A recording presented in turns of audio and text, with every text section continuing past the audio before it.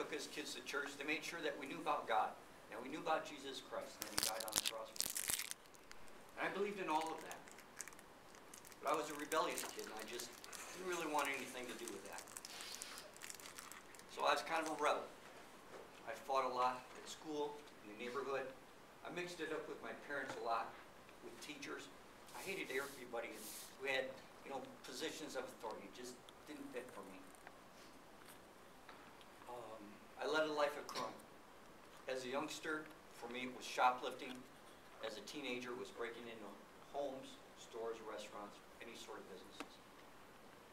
All that came to a tragic end for me when I was 18 years old. April 6, 1974, a friend and I went into a party store, 24-hour convenience store at 3:30 in the morning. We had a .22 Magnum rifle with 8 bullets in the chamber, 8 bullets in a clip, one in the chamber. My partner went in first, got the loan clerk out from behind the counter, a man that we knew, took him into the walk-in cooler, and he held him there while I came in and cleaned out the cash register. There was a safe bolted onto the counter, and I tried kicking it off, and I couldn't get it off. So I stepped into the cooler and told my partner to go out and try kicking that safe off the counter, and I took the gun. While I was standing there holding the gun on the clerk, I was thinking about my life and how angry I was at lots of things. That seemed like many injustices. I've been bullied as a kid, but lots of fights and just everything. I was just angry.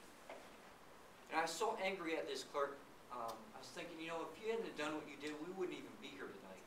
I could feel my fingers starting to tighten on that trigger. And the hate and the anger, it came to a point where it was just suffocating. I was thinking if I could just get rid of this guy, perhaps I could get rid of some of that hate, some of that suffocation. I could feel my fingers starting to tighten on that trigger more. Well, moments, my partner stepped back into the cooler and said that he couldn't get the safe off of the counter. He took the gun.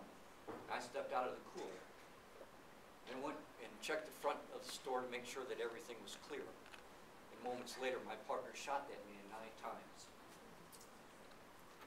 Shot him 4 times in the face, shattering both of his jaws.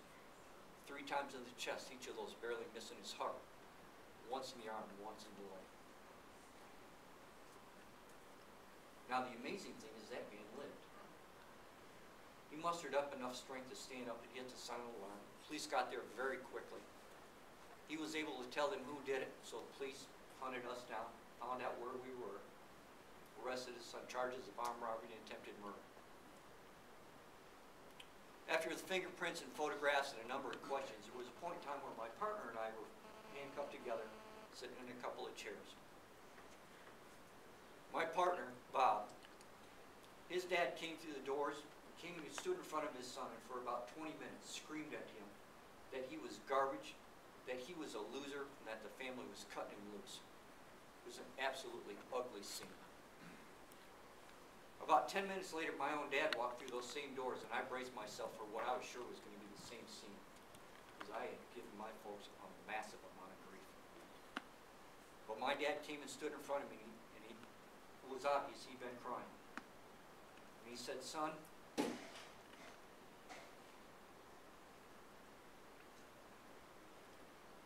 your mom and I don't condone what you did, but we're there for you." And he leaned down and he hugged me and he left. My parents had screamed for a lot of years that they loved me, and I never heard it till then. Well, the long and the short of the court process is that my partner and I, we copped a plea. I pled guilty to armed robbery. My partner pled guilty to attempted murder. The sentencing recommendation was life in prison for both of us. But the judge knew my family, through some other associations, knew that I came from a pretty decent home. And instead I got 9.5 to 20, and my partner got 16 to 30. We went through Jackson Prison, but we eventually ended up at the Mission Reformatory in Ionia, the maximum security prison for young offenders doing a fair amount of time for violent crimes. It's a rough prison, very violent. My first couple of years there, I was in a lot of fights. In March of 1976, there was a lot of tension in the prison. It was just overwhelming. I had this overwhelming feeling that I was going to die in the joint, that I'd never see the streets alive again. And I got down at, next to my bunk, on my knees. I said, God, I can't do it by myself anymore. I said, if you can do anything with this wasted life, you can have it. My life was like a sink filled with dirty water. A lot of dirty water of hate and anger and bitterness and sin.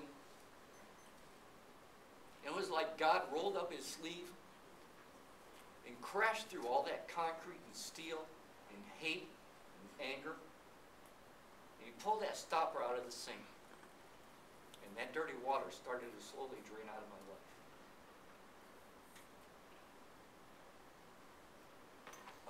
I worked out a lot while I was in prison. Lifted weights a lot and put the muscles under the test, under the trial. And I got thinking one day, I said, life can't be that much different. So I asked God to do a rather strange thing. I asked God to put trials in my life to make me stronger in my head and in my heart. Well, I don't recommend that for everybody because God's faithful.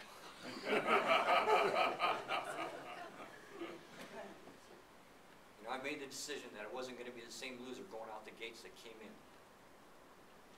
So I purposed that I was going to change a lot of my life. And with God's help, I shed a lot of that garbage. Made lots of good decisions, even including earning a college degree while I was inside. I also sought forgiveness from my folks for all of the grief that I put them through.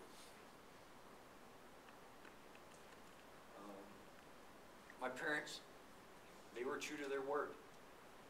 They would drive 3 hours for a 2-hour visit and drive 3 hours back every other week, my whole bit. They believed in me and they helped me believe in myself. Bob's parents, they were true to their word too. They cut him loose. Made a world of difference for both of us. I came out a better man. Bob came out more bitter than when he went in. In March of 1979, I was released on parole, on a special parole, having done almost 5 years on my bed. In August of 1980, I was diagnosed with multiple sclerosis, and that's why I'm in the chair. My wife Debbie and I, we've been through a lot of trials together, but we've seen God's faithfulness, providing us with peace and comfort. And we have many instances where we've seen him cut across our path and do the miraculous, way beyond what we could think or imagine. Folks, it is a story of hope. I have many opportunities to speak to different groups of folks, including young people. And when I speak to them, I tell them, I say, folks, it's a story of hope. I've been through lots of the bad breath and bad hair days, and pressures for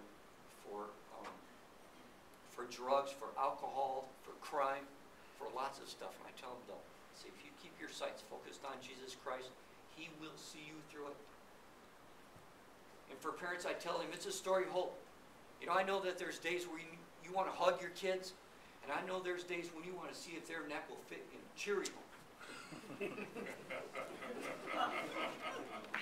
I say, if you stay on your knees, if you keep your sights focused on Christ, he will see you through it.